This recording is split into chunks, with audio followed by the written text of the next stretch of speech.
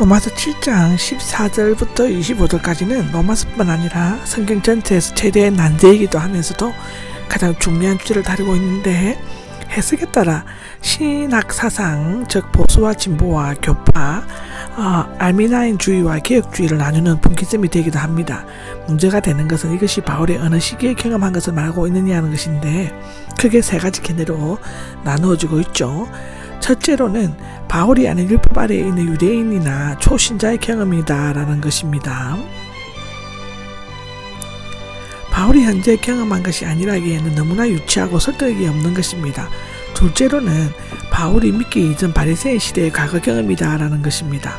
그것에 대한 증거는 첫째로는 제 아래 팔렸다가 나오고, 내 육신 안에 선한 것이 자리 잡고 있지 않았다가 나옵니다.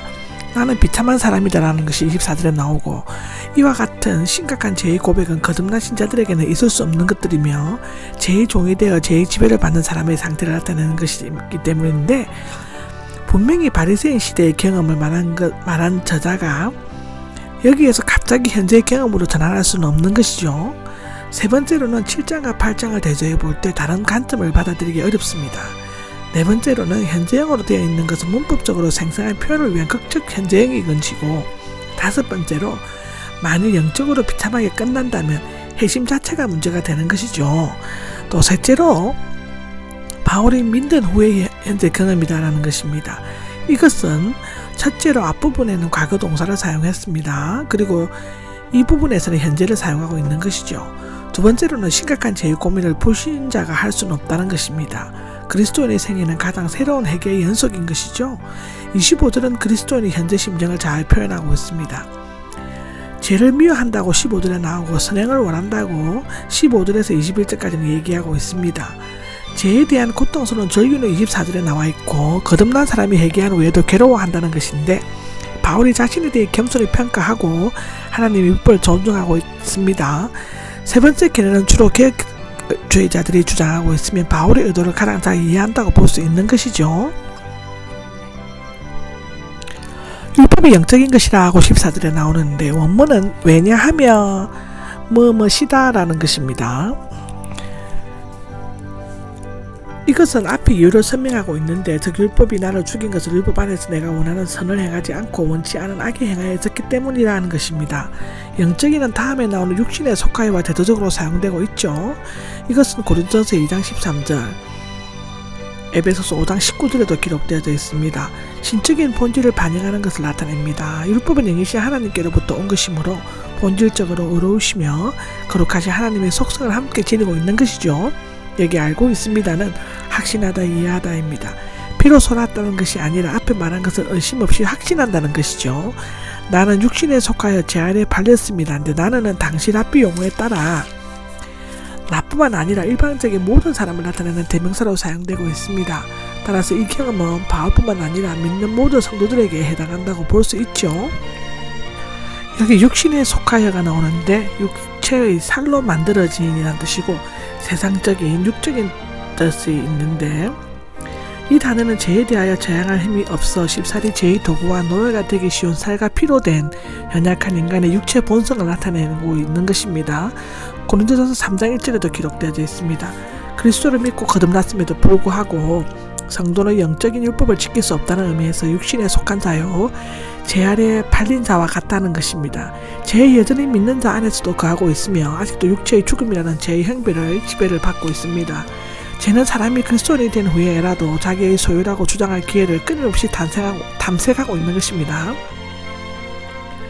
바울은 의롭다 하심을 받고 하나님과 화해하고 그리스도와 연합하여 거룩함을 이룬 삶에 합당하게 살려고 했지만, 율법이라는 장벽에 막혀 여전히 죄 가운데 고통하고 신음해야만 했다고 합니다. 의롭다 하심을 받고 죄에서 해방되려면 서도 죄 아래 팔린 인간은 두 모순 속에 사는 의인이며 죄인입니다. 바울은 계속 미완료나 부정 과거형을 사용해 오다가 자신의 개인적인 경험을 이야기하는 데에서는 계속 현재형을 사용하고 있는 것이죠. 15절에는 나는 내가 하는 일을 이해하지 못합니다. 근데 여기에서 하는을 의미하는 세 가지 단어가 사용되고 있습니다. 여기에서 무엇을 하는은 성취하다, 산출하다, 실행하다인데 행동과 결과를 포함해서 완성시키는 것으로 죄의 노예가 된 사람이 스스로 성을 행하려고 하지만 결과적으로 악만 성취하게 된다는 뜻입니다. 여기 원하는은 계속적으로 하다, 깨닫고 책임있게 행하다는 것이며 행동에 중점을 두고 있습니다. 여기 행하기는 일시적으로 하다는 뜻인데 깨달음이 없이 행하고 열매가 없는 것을 의미하는 것이죠.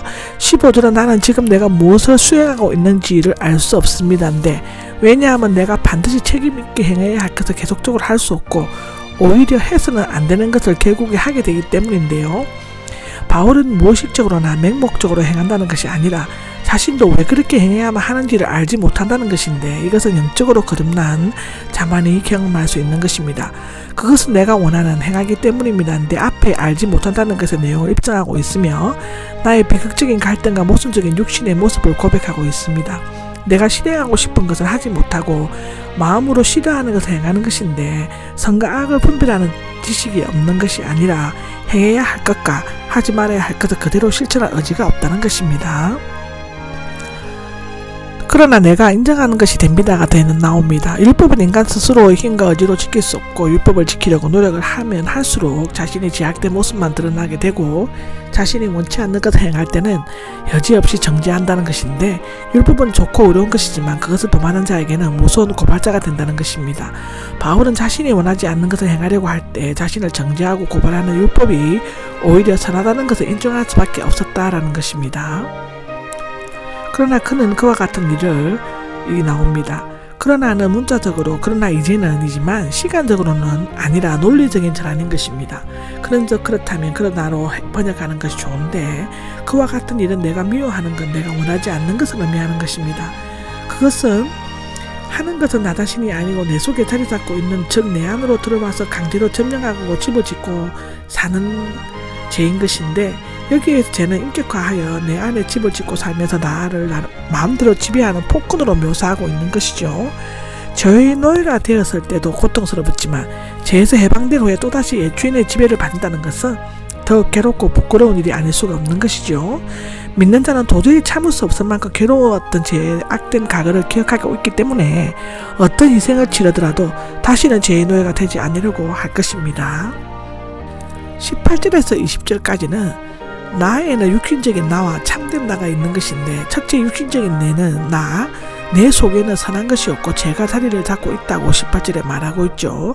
죄 아래 팔려 있다는데 내 육신이라고 불리워지는 그 사람은 내 지체와 죽음의 몸과 같은 의미인 것입니다. 두 번째로는 참된 내가 나오는데 선을 행하고 싶어하는 마음은 있지만 육신에 눌려 그 선을 행하지 않고 오히려 원치 않은 악을 행한다는 것입니다. 이 나는 속사람과 또는 이성과 같은 의미이며 진실한 나 자신 곧 양심으로 하나님의 율법을 즐거워한다는 것입니다. 내 안에 곧 내 육신 안이란 말이 나오죠. 18절에 바울은 죄에서 접는다간 나의 기막힌 현실을 비통한 의지로 고백하고 있는 것입니다. 바울은 육신이라는 의미를 여러 가지 의미로 사용하고 있는데 첫째로는 죄의 조종을 받으며 하나님을 섬기는 일보다는 이기적인 욕망을 추구하는 사람의 성품이고 두 번째로는 단순히 육체적인 혈통을 말하는 것이고 세 번째로는 육에 속한 존재 등을 믿는 자는 영에 속해 있지만 죄에 대항하기에는 너무 연약한 육신을 가지고 있다. 그러므로 항상 죄에 더불어 투쟁하면서 갈등해야만 한다는 것입니다. 결국 그는 자신 속에 선한 것이 자리 잡고 있지 않는다는 것을 알게 되는데 그 이유는 간절히 원하는 선을 온전히 수행할 수 없기 때문인 것이죠. 나는 내가 원하고 행하고 있습니다인데 이것은 15절의 사상의 반복입니다. 행한다는 용법이 반대로 되어 있는데 그리고 15절에는 주상적으로만 대조되어 있지만 여기에서는 선과 악이 예리하게 대조되고 있습니다. 시편 1장 1절을 또 보시면 됩니다. 이것은 죄의 현실 가운데로 습관적으로 끌려가는 인간의 모습을 잘 묘사하고 있는 것이죠. 만일 내가 원하지 자리 잡고 있는 죄입니다인데 17절 사상을 반복하고 있으며 앞부분에서 언급했던 대로 심각한 자기 인식이 날카로운 죄의 인식으로 전개되고 있습니다.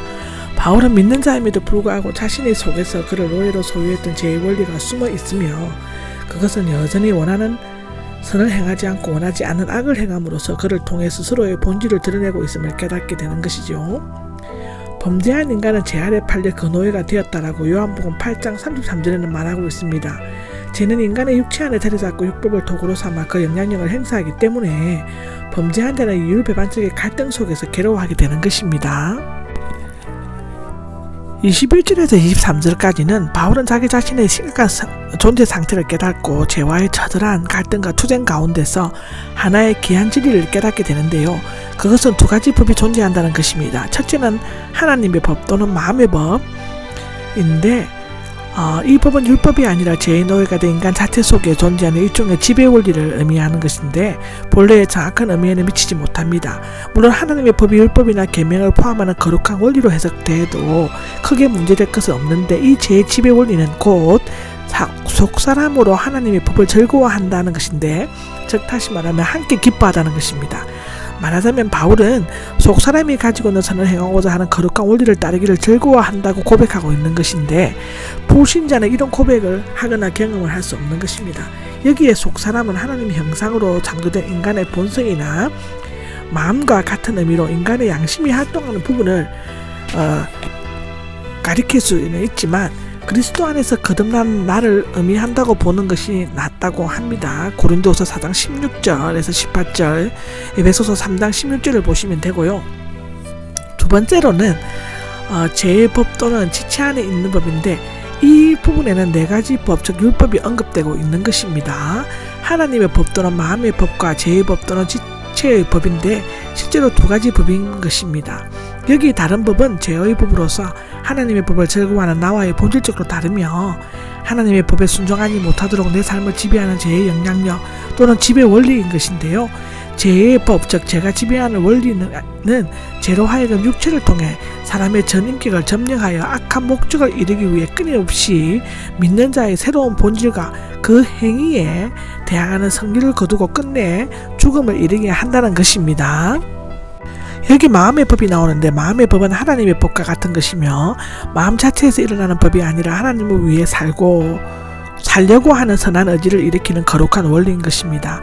이 법은 하나님의 법을 즐거워하지만 다른 법, 즉 죄의 법과 투쟁 관계에 있는 것인데 이 두 법은 서로 지배권을 빼앗으려고 심각하고 철저하게 싸우고 있습니다. 그리스도로 산다는 것은 쉬운 것이 아닙니다. 매일 죄와 싸워야 하는 것이 되는 것입니다. 대적하여 전투를 벌이다의 합성으로 치열하게 맞붙어 전투하다입니다.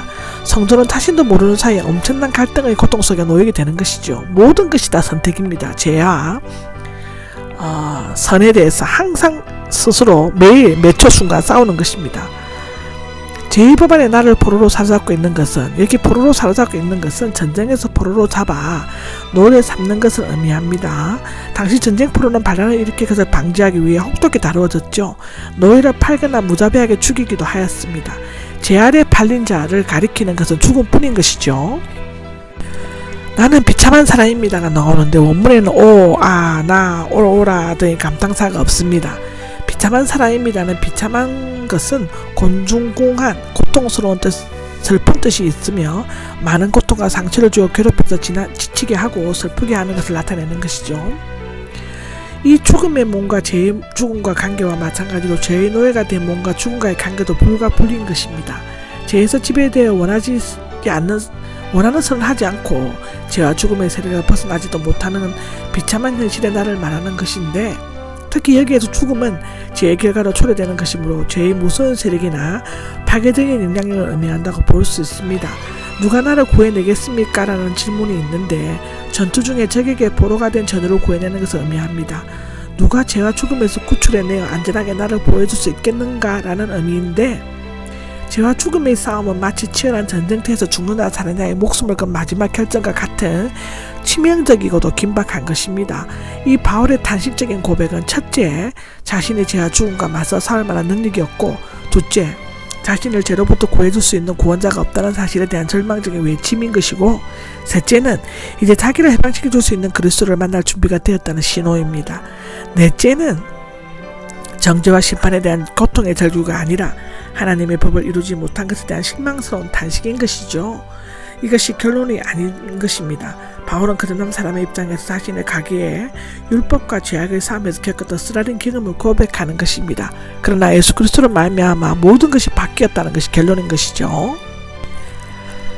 우리 주 예수 그리스도를 통하여가 나옵니다. 바울은 그토록 고통스러운 상황에서 예수 그리스도를 통해 성취된 구원과 하나님의 은혜를 깨닫게 되었죠. 우리는 현실에서 죄와 더불어 치열한 삶을 하고 있지만 이미 그리스도 안에서 승리를 얻고 있는 것입니다. 하나님께 감사드립니다는 하나님께서는 그리스도를 통해 우리를 해방시켰었으므로 우리는 그리스도를 통해 하나님께 감사드리게 되는 것이죠. 믿는 성도는 지금 여기서 믿음으로 말미암아 예수 그리스도의 죽음과 부활에 참여한 것처럼 새로운 몸을 입고 부활하시어 높이 올리우신 주님과 함께 연합할 것인데요. 마음으로는 하나님의 법을, 육신으로는 죄를 법을 섬기고 있습니다. 이 구절은 7절 이하의 반복의 요약인 것이죠.